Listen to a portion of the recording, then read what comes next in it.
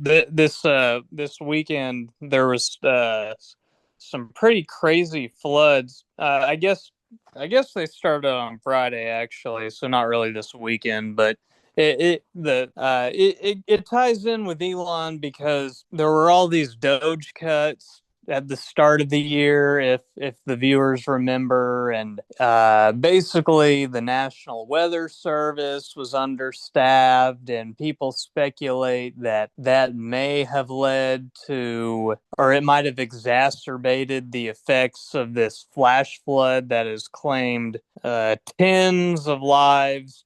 I think we're near 100, if not over 100 by now. As of this morning, it was more than 80. I think as of the time we're speaking, it's more than 100. Yes. More than 100 people have been killed. I was going to say at least 10 children from a Christian camp were still missing, but they've all their dead bodies have been found.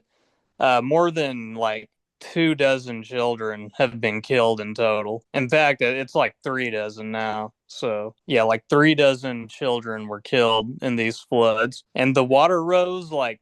And just to give the viewers an idea of how bad these floods were, the water rose like 30 feet in like 2 hours. And it Hmm. was at like 4 a.m. in the morning.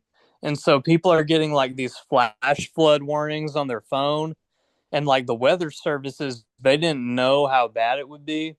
So I mean, if they're like me, you see a flash flood warning, you're like, okay, whatever, and you go back to bed because it just means there's going to be some puddles outside, that, Right. because even if you're like near a river, if you're far enough upstream, you're not going to think anything of a flash flood. You're going to be like, okay, it's going to be a little wet in the morning, but it's whatever. It's nothing to worry about. But in this case, it really was. I mean, it just swept away like buildings, and it was an insane flood. And a lot of the girls they found from this Christian summer camp that got flooded, they found them like 12, 20, whatever miles downstream, hanging to a tree or whatever, like starving or whatever, and it's just the intensity of these storms really can't be understated.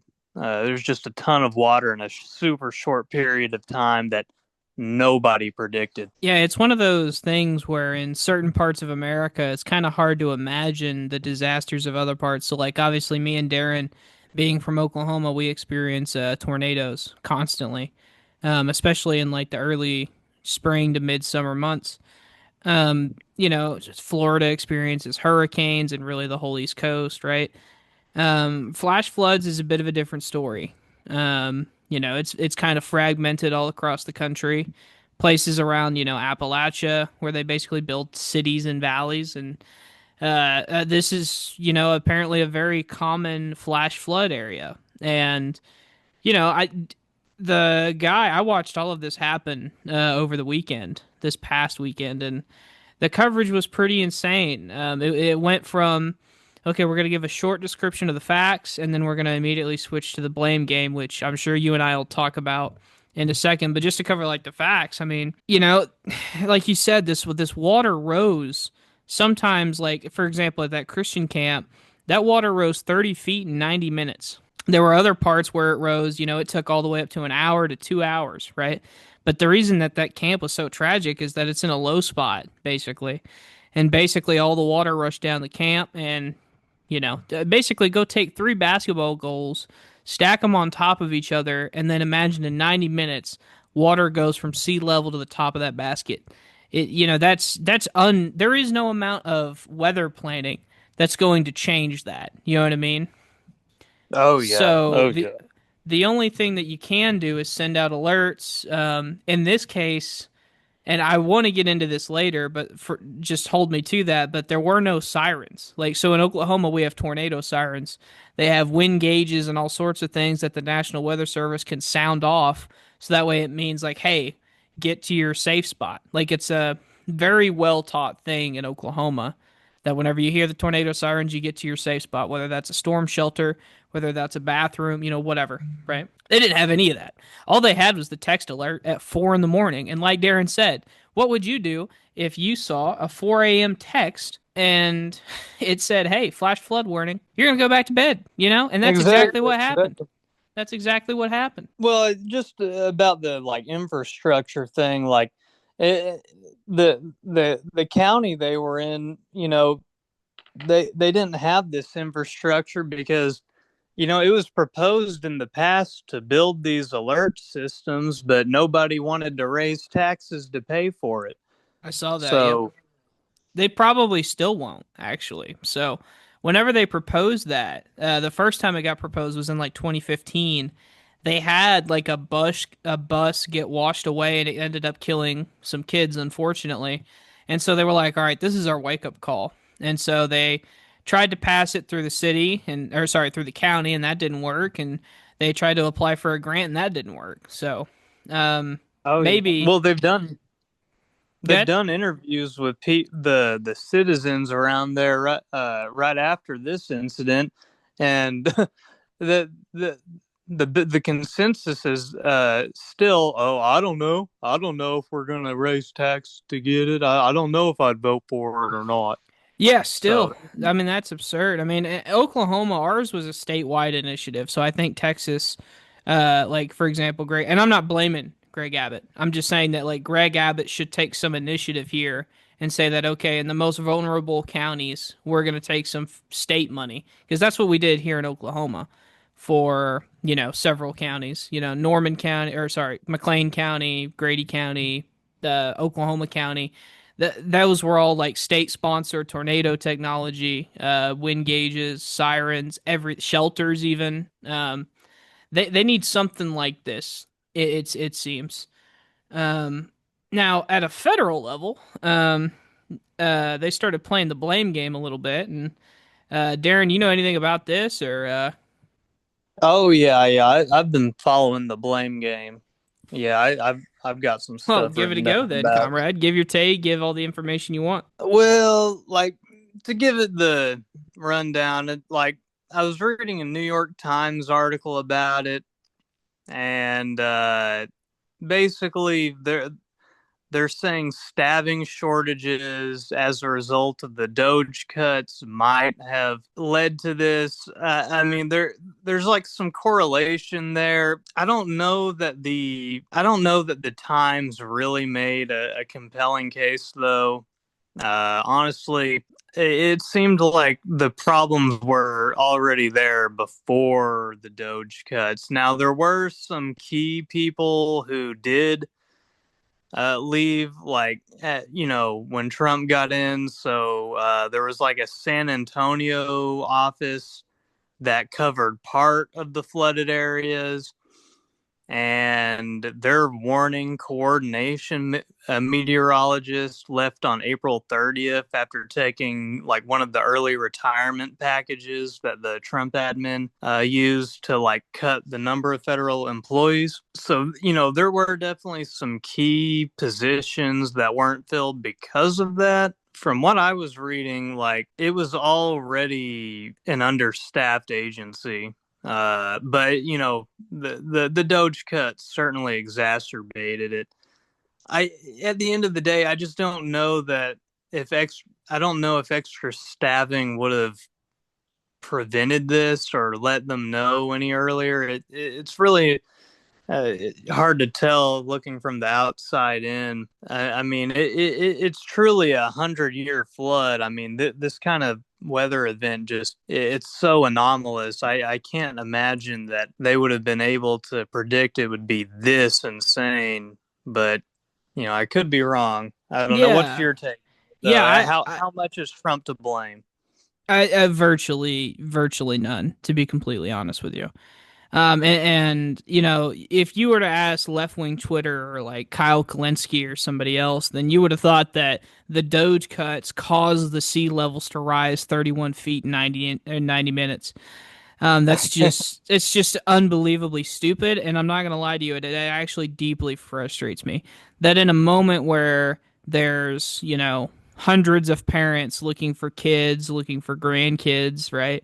That there are, political opportunists that are using this tragedy, literally standing on the graves of drowned children to make a political point. It is beyond disgusting. And for you lefties who think that that are going to purity test me and think that maybe I'm not acting right, go look at what I said about the fucking Gavin Newsom fires. All right, I said the same fucking thing.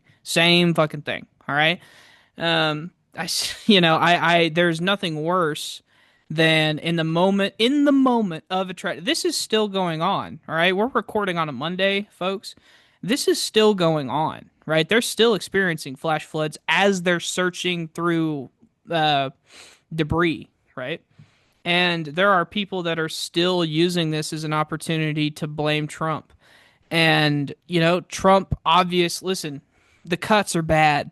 The cuts are real bad, okay? But that doesn't mean that that caused the deaths of hundreds of people. But sorry, not hundreds, but you know what I mean, over 100 people. Frankly, I think it's disgusting, and I think that the people who are saying that should be embarrassed, and they should do some real soul searching, because this is an opportunity where we should all come together and just focus on the support. How do we get support to the people that need it? And instead, they're literally fundraising in the DNC on the fact that Trump and Elon Musk cut, staff. Which again, I want to be very clear. That's bad. Okay? We don't need that. Especially whenever you look at FEMA, right? The idea that that's what caused this is just it's psychotic. I don't know how else to describe it. Yeah, it's certainly distasteful. And it's, I don't like when people do it from either side. And frankly, I don't think they win any. I don't think it's all that effective either. I mean, how many points are they winning by debasing themselves, going out there saying stuff like that? I can't imagine they're winning that many people to their side. So, yeah, it's a practice that should be left behind for sure. Now, listen, I'm not even against if you want to investigate like what went wrong here. I mean, that's standard in the government. Basically, something bad goes happen, and then you're like, oh shit, we weren't as prepared. We got to look into it. This is what happened after Katrina. This is what happened at the state level in Oklahoma for several tornadoes, hurricanes, wildfires, floods in North Carolina. I mean, you name it, Darren. They will investigate and be like, okay, where'd we go wrong? I don't have a problem with that. What I have a problem with is that whenever there's literally still searching for missing children because this is such like a brand new tragedy, there are people literally fundraising and clout chasing on the fact that, oh, look, some people died and it might be Trump's fault, so I'm just gonna declare it and move on. Like I can't describe to you how gross I think it is, actually. Yeah, I'm certainly not a fan of it, and again, like what you said, I think that's a good point. Like, if they want to do an investigation and maybe hold some officials accountable, or even do an investigation and find a direct link between the cuts and then subsequent stabbing shortages, and then the tragedy itself, then I'm all for maybe some accountability being taken by Elon or whatever in that sense. But yeah, I do think it is just generally distasteful when people use the tragedies to further their own agenda. Right, and It's I'm just not not something I pick on. and I'm not saying, I mean, there are genuine Democrats that are trying to say like, look, this is why we need like federal, money to go for like flash flood, like sirens and water gauges, and we need to have local. I'm fine with those conversations, but whenever it comes to like you're asserting blame now is not productive, like you said, and like you said, it's not even politically effective. That's what I don't get. So like all this for what? I guess to just own MAGA, I guess, like almost like they had it coming. Because look at and that just makes it worse, But I fear I am going in circles, so I'm going to give you the floor now. Yeah, there certainly is a stylistically nasty way that certain people go about it. Some more so than others. I don't. I mean, we bring up this guy pretty much all the time in terms of like rage baiters, but I don't know. Did you see that Destiny's tweets about it? I did not. What did he say? This ought to be good. Oh, they're pretty bad. It's like it was basically like making fun of like the little girls who died. Well, whenever I think upstanding citizen and, man of high integrity, you think, Stephen Bonnell, Destiny the Second, right? It just, whew, Yeah. what a guy. Um, yeah, I mean, listen, I would, wag the finger and say that he shouldn't do that, but ultimately, like, the dude would not care. Even if he saw this, he would just be like, oh, yeah, yeah, F you. Yeah, I Yeah, just I think think it's gross. I saw Kyle Kalinske, basically, the title of his video is that, like, Trump and Elon, I can't say the word, eliminated, kids or something. Like, it's their fault, Ryan Grimm was one of the first because he dropped this article that was like, you were warned that this could happen, and it's like, dude, it's I 90 feet in or sorry, 30 feet in 90 minutes at 4 in the morning. You're out of your fucking mind. That place could have had 40,000 people in Kerr County. It wouldn't matter. You know what I mean? I don't think staff could have saved them because if you just think about it logically, what the National Weather Service was doing was they were communicating with the locals and, about stuff that potentially was going to happen. So even if the locals got better information, what, they send out a text alert at 4 a.m. in the morning? They don't have sirens. How many people are even going to get up and look at their phone? Right. So ultimately, I mean, I think their fates were basically sealed no matter what. I mean, honestly, we could have had a Kamala presidency and none of the cuts, and I imagine a similar amount of people would have died.